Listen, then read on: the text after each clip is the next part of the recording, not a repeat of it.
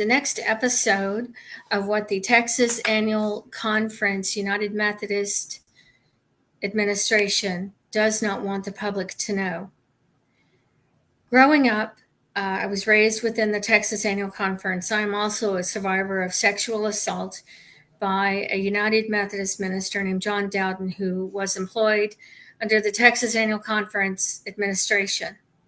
The Texas Annual Conference Administration likes to sweep their sexual assault cases under the rug. They want their victims compliant and silent. They do not want their victims talking about their trauma and their sexual trauma. And either they will settle with you or they will retaliate against you if you speak out. I know this from personal experience. I have also witnessed growing up multiple clergy who were accused of sexual harassment and would go away for a while, possibly on a leave of absence, or they would resign and eventually come back. One of those clergy was Ross Poteet. He was employed under the Texas Annual Conference, and he had been accused of sexual harassment. I don't know what the details were, but the reason why I know this is because I heard my parents talking about it, and that I remember they told me, but that's about all I remember. Later on, Ross Poteet eventually returned to the annual conference and was placed on assignment at another congregation under the Texas Conference Administration. If you are a sexual assault survivor from anyone in the United Methodist Church, there is no place for you. If you are a sexual assault survivor from a clergy or anybody in a leadership role in the United Methodist denomination, there is no place for you in the United Methodist Church. However, if you have been accused of sexual harassment, eventually you are more than welcome to come back, because there is still a place for you. There is a place for child molesters and anyone involved in sexual harassment within the Texas Annual Conference Administration. They want their victims of sexual assault or domestic violence silent. They do not want anyone to know who the victims are. And if you speak up, you will be retaliated against. I know this because I can speak from personal experience. It's not often that the Texas Annual Conference will settle with anybody. It's a multi-billion-dollar administration, and unfortunately, they are above the law. And they know that on repeated occasions, they have been able to cover up sexual misconduct. And that is how they handled that. I met with Bishop Huey in 2010, and the way that was handled was in an attempt to cover it up, to control me. They did not want me discussing it with other clergy, which I really didn't care. I didn't think there should have been a problem with other clergy knowing. But they did not want other clergy to know. They never offered me anything. And the only reason why Bishop Janice Huey met with me was to gather information, to find out what I knew, to find out if they needed to be worried. This was during my first marriage that I went to the bishop. And my first husband at the time had said that they're probably concerned that you're going to go to the media. Well, I was informed by Mary Tumulty that if I wanted to go to the media, they did not have a problem with that. In fact, the Bishop Huey, would help me, would assist me in going to the media. They did not have a problem outing child molesters. But from what I've learned since then, they never really meant that. That was just to placate me because they were worried. Because if they were willing to go to the media, they would not have been concerned about other clergy knowing that my father, John Chester Dowden, who was employed under their administration, the Texas Annual Conference administration of the United Methodist denomination, they would not have had a problem with other clergy knowing that my father was a child molester. And they also would have offered assistance. They had no intention of revealing this information to the media. This was just the very beginning of my journey in addressing the trauma from my sexual abuse. I am tired today. If I seem tired, it's because I was out in the heat door dashing.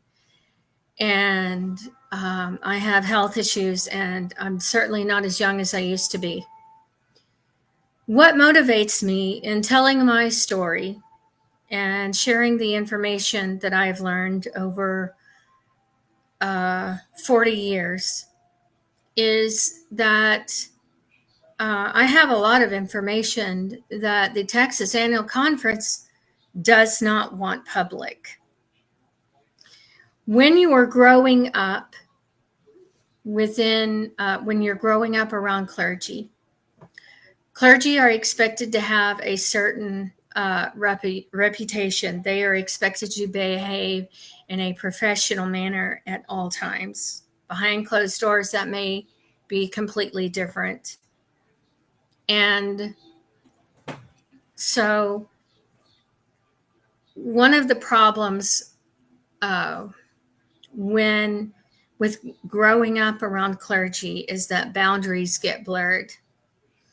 And if you don't have loving parents, if you are not getting what you need within your home from your parents, then it is likely that you will be seeking that from other people around you. And honestly, the saying, "it takes a village," definitely applies to growing up within the Texas Annual Conference, because it's really not just your parents raising you. You are raised by members of the church that your parent is pastoring. You are raised by other clergy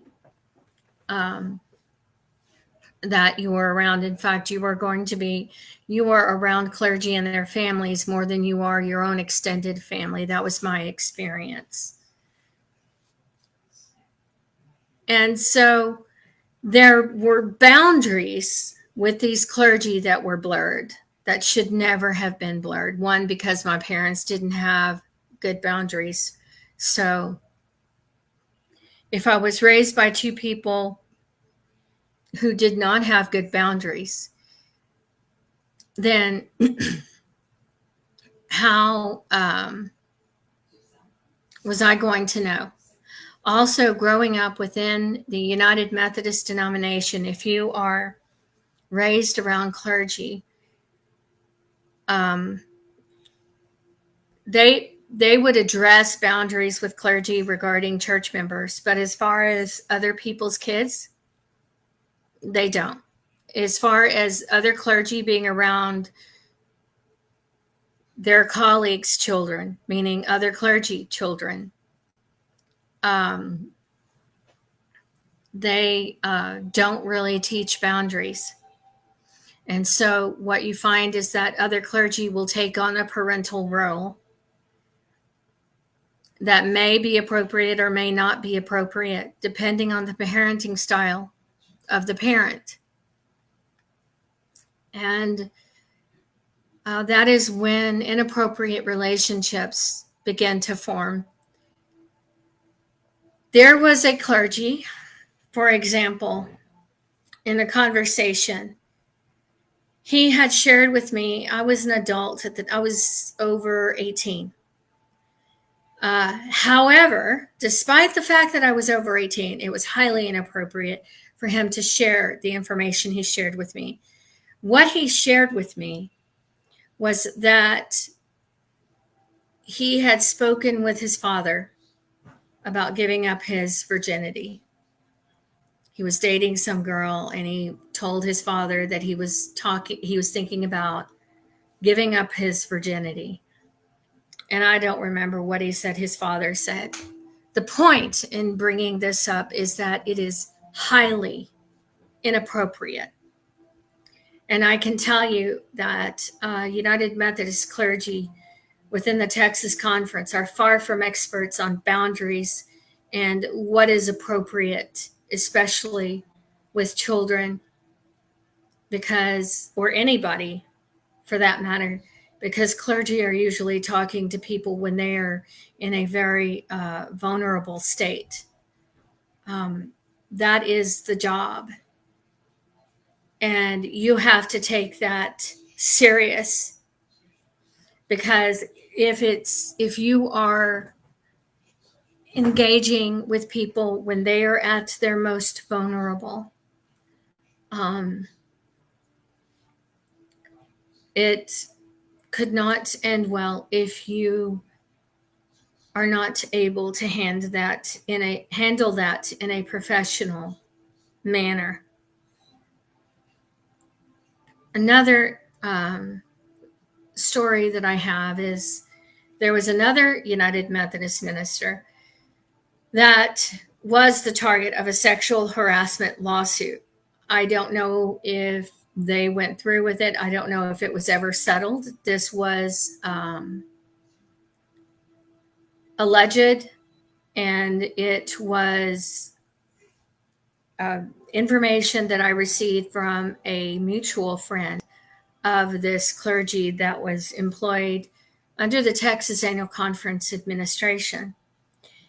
Like Ross Poteet, he left the conference for a while to teach college, and he eventually came back to be employed under the Texas Annual Conference administration.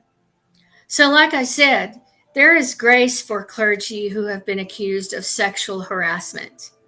But if you are a survivor of sexual assault by a United Methodist clergy, there is no grace or compassion for you. And that is what I have learned from the Texas Annual Conference. What has also helped me is that at one point, I wanted to become a United Methodist minister.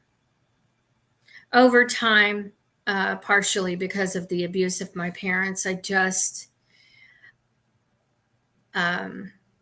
lost interest. I actually began to doubt my faith by my second year of college. And I really didn't understand why at the time. I have a better grasp on it as far as why I was beginning to doubt my faith at that time. And I also took a class called Church Careers. So in this class, I learned about the United Methodist denomination. I learned about General Conference. And I also learned about the policies within the United Methodist denomination.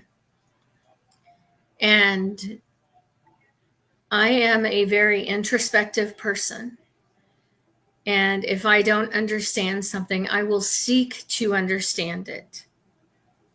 And that is how I have survived over the decades.